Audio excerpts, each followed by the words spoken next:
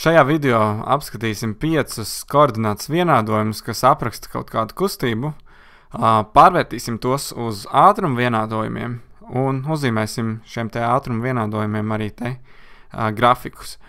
Ja ir interese vairāk apskatīties par šiem te 5 koordinātas vienādojumiem, kā izskatās koordinātu grafiki un kas tās ir pa kustībām, tad te apakšā ir saite uz citu video.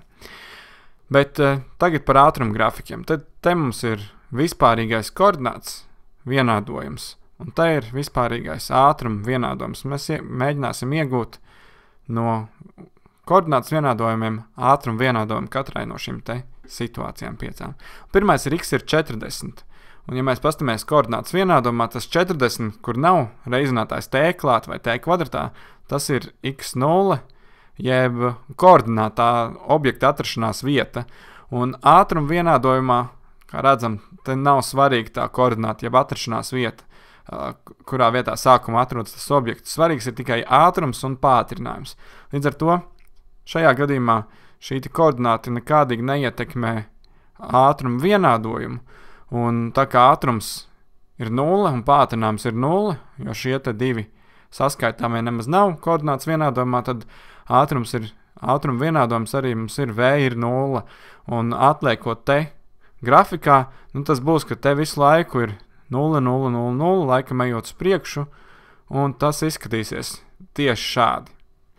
Skatāmies tālāk uz nākamo, x ir 3t, un te ir 3t, te mums nav tā sākuma koordināta, bet mums ir nākamais, kas ir reiz v0x reiz t, līdz ar to mēs varam secināt, ka v0x šajā gadījumā ir 3.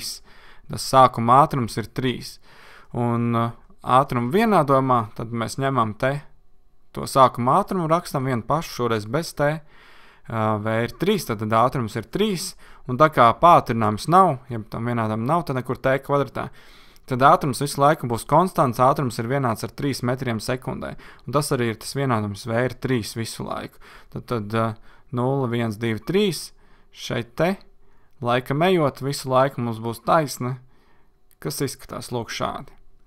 Arī šis bija ļoti viegls. Skatāmies nākamo, 45, tā būs tā sākuma koordināta, kas ātruma vienādojumam vispār nav svarīgi, no kura punkta sāk braukt vai kustēties vai vēl kaut kā. Kas mums ir svarīgi, te ir tas mīnus 2t, un tā mīnus zīme arī ir ļoti svarīga. Tas nozīmē, ka te visur ir plus zīmes tajā koordinātas vienādojumā. Tas mīnus tad nozīmē, ka tas ātrums būs mīnus 2. Un sākuma ātrums ir mīnus 2. Mēs rakstam līdzīgi kā šeit. Te bija sākuma ātrums uzreiz vienādojumam. Un pātrinājums mums te nav nekur, t kvadratā nav. Ja pātrinājums nav, tad šo mums nevajag ņemt vērā. Un ātrums būs visu laiku konstants mīnus 2 metri sekundē. Mīnus 2, tas nozīmē, ka viņš būs pretējā virzienā vērsts. Nekā ir x as, tad brauks, ja šis brauks vienā virzienā ar ātrumu 3, tad tas pretējā ar ātrumu 2 metri sekundē. Un te mums jāstāsta, tad ir negatīvās vērtības uz ātrumu as, un te ir 2 zem 0. Tad šeit tāpat visu laiku vienāds ātrums būs mīnus 2 metri sekundē. Izskatās šādi te. Tad šie te pirmie 3 gadījumi bija, kad ātrums ir konstants. Pirmā gadījumā ātrums bija 0, kad vispār nekustās, un tad tie grafiki ir taisnas, kas ir paralēls laika asī. Ja mēs skatāmies tālāk uz 4, kas ir zaļā krāsā, un es paņemu šoreiz arī zaļā krāsā rakstāmo, tad mums te ir 2, kas ir tā sākuma koordināta, kas ātruma grafikam nebūs svarīgi, ātruma vienādojuma arī, un te mums ir t kvadratā, kas jau parāda, ka mums būs šis te saskaitāmais.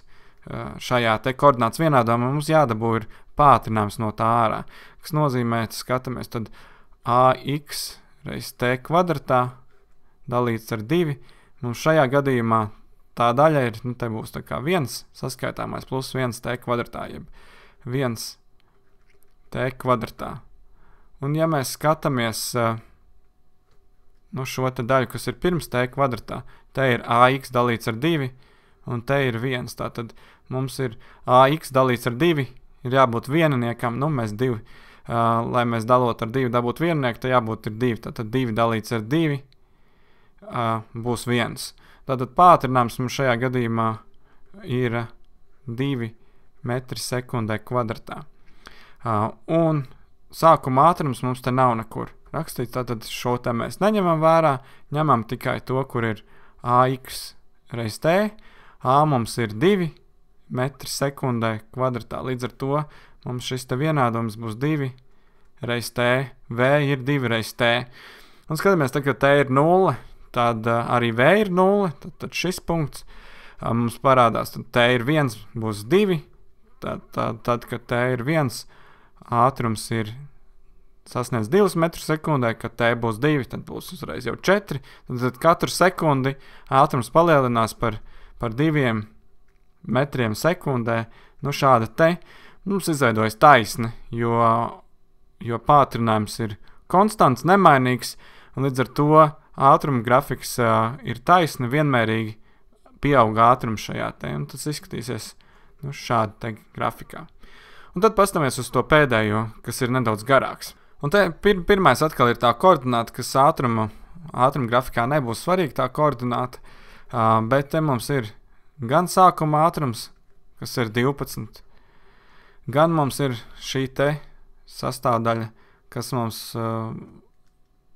būs par pātrinājumu. Tātad šajā gadījumā mums ir AX reiz T kvadratā dalīts ar 2 ir -1 T kvadratā. Nu tad atkal, ja mēs skatāmies uz šīm daļām, kuras ir pirms T kvadratā, ka tām ir jābūt vienādām, nu tad, lai mums būtu -1 šis dalījums, tad A ir jābūt -2.